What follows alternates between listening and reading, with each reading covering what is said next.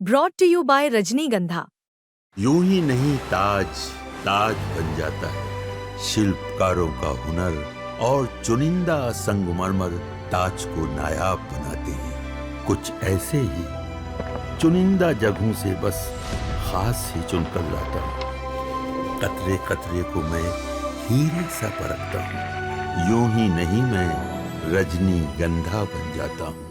उपन्यास में मेरी समझ से हर वह पात्र नायक है जिसने सोमनाथ जी को बचाने की, या जब आक्रमण हो गया था और मंदिर में जिस तरह से प्रतिकार के लिए वह प्रयास होता है, तो वह ब्राह्मण भी हो सकता है जो गणेश जी को लेके, बाल गणेश जिसके ऊपर आपने बड़ा ही आप जब इस उपन्यास को पढ़ेंगे तो आपको लगेगा कि मैं फिल्म देख रहा हूँ, क्योंकि शब्द चित्र से हैं, पूरी की पूरी घटनाएं आपके सामने आ जाती हैं। तो अगर मैं पूछूं अमेश जी कि इसमें नायक कौन है, कितने नायक हैं, तो आप किन लोगों का उल्लेख करना चाहेंगे जिनके बारे में कम से कम इस कहानी के माध्यम से, औपन्यासिक कृति के माध्यम से आप बताने की कोशिश कर रहे हैं कि इन नायकों को जान सको?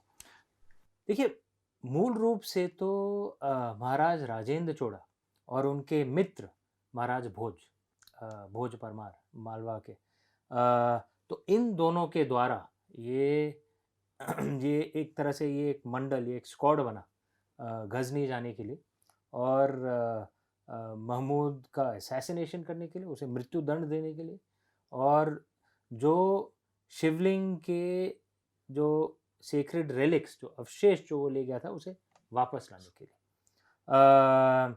तो ये दोनों ऐतिहासिक राजा थे उसी ज़माने के, उनके बारे में जानना बहुत ज़रूरी है। उनके अलावा जो सोलंकी और चाणक्य राजा थे, क्योंकि उन्होंने भी युद्ध किया था, तो उनके बारे में भी जानना ज़रूरी है। फिर स्क्वाड में कुछ कल्पना के द्वारा, कुछ इतिहास के द्वारा मैंने कुछ पात्र ऐसे बनाए हैं। तो उनमें से जनरल नरसिम्हन है, जो राजेंद्र चोड़ा के जनरल थे, जो इस स्क्वाड के एक तरह से एक नेता हैं, लीडर हैं। और फिर सोमेश्वर है, जो एक गुजराती मर्चेंट है। वो बड़ा ही रोचक पात्र है सोमेश्वर जो है, चूंकि शुरुआत से ही आपने किताब के पहले अध्याय में ही उसको आपने ले लिया है, और वो जिस तरह से पहुंचता, आपने बड़ा एक भव्य परिदृश्य का उल्लेख किया है। जब भी दोनों पहुंचते हैं ब्राह्मण के साथ, उसमें एक मुस्लिम मर्चेंट जो है, वो मुस्लिम जो सेनानायक मोहम्मद है, उसको उससे संपर्क करता है, और बातचीत करने के बाद ये महाराज के पास जिस तरह से पहुंचते हैं, 2 दिन का समय उनको लगता है, और ये कितनी ऐतिहासिकता थी, क्योंकि हम जब सोमनाथ जी के बारे में पढ़ते हैं, उनके बारे में औपन्यासिक कृतियां बहुत सारी आई हैं। आपको पता है कि मराठी में भी लिखा गया है, हिंदी में भी लिखा गया है, और ऐतिहासिक उपन्यासों की कमी एक और प्रश्न है, इसके साथ साथ एक प्रश्न और भी है हमेश जी, इसकी क्या वजह थी कि 60-70 के दशक तक हमारे बड़े साहित्यकारों ने ऐतिहासिक कृतियों को, ऐतिहासिक उपन्यासों को खूब लिखा, लेकिन 70 के बाद तब बंद हो गया। उसकी शुरुआत फिर आप लोगों ने की है, अश्विन जी हैं, आपके सारे मित्र ही हैं, उन लोगों ने शुरुआत की। इसकी क्या वजह पाते हैं आप? सवाल आपका अच्छा है।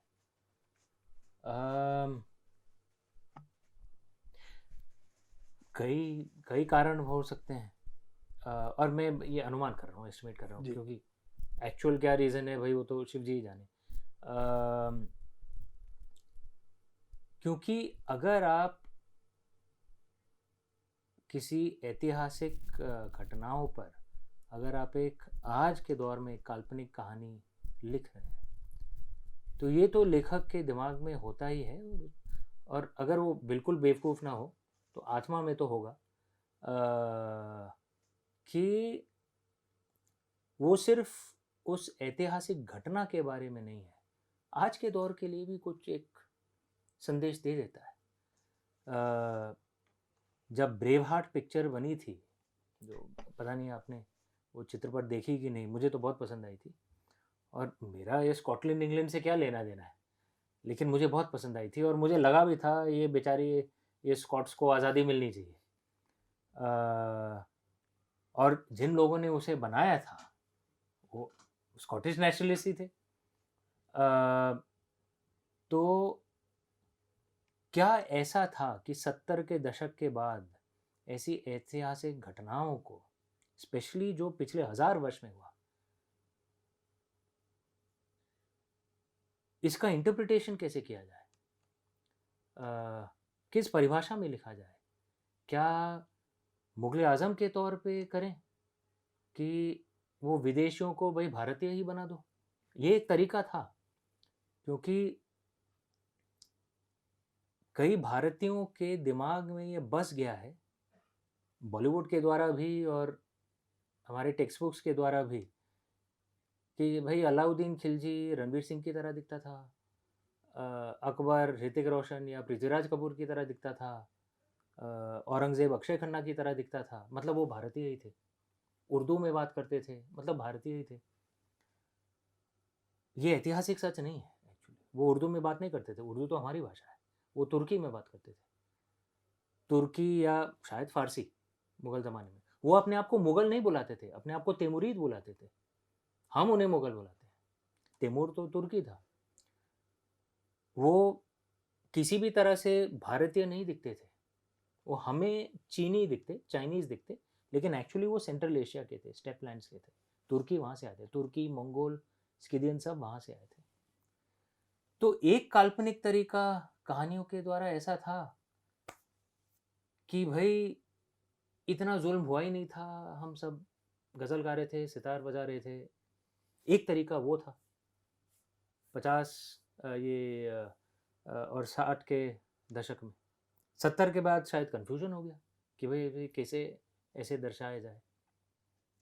मेरे जहन में ये बात आती है कि आज़ादी के बाद जो इतिहासकार हैं जिन्होंने हमारे टेक्स्ट बुक्स की रचना की, अगर वो ब्रिटिश कॉलोनियल रूल को क्रिश्चियन इन्वेजन नहीं कहते हैं, तो तुर्की कॉलोनियल रूल को इस्लामिक इन्वेजन क्यों कहते हैं भाई? मतलब एक मेरे हिसाब से एक तरह से ये एक फूट डालने की कोशिश की मेरे हिसाब से, क्योंकि ऐसा दर्शाया जा रहा है कि वो भारतीय मुसलमान ही थे, भारतीय मुसलमान नहीं थे वो। और जैसा फैज़ अहमद साहब ने भी कहा है, और उनके आप जानते हैं स्कॉलर हैं वो, कि तिमुरिद समय में जो जिन्हें हम मुगल कहते हैं, जी आगरा में कुछ हिंदुओं का तो कुछ हिंदू तो जा सकते थे, राजपूत जा सकते थे, लेकिन पसमानदा मुसलमान नहीं जा सकते थे।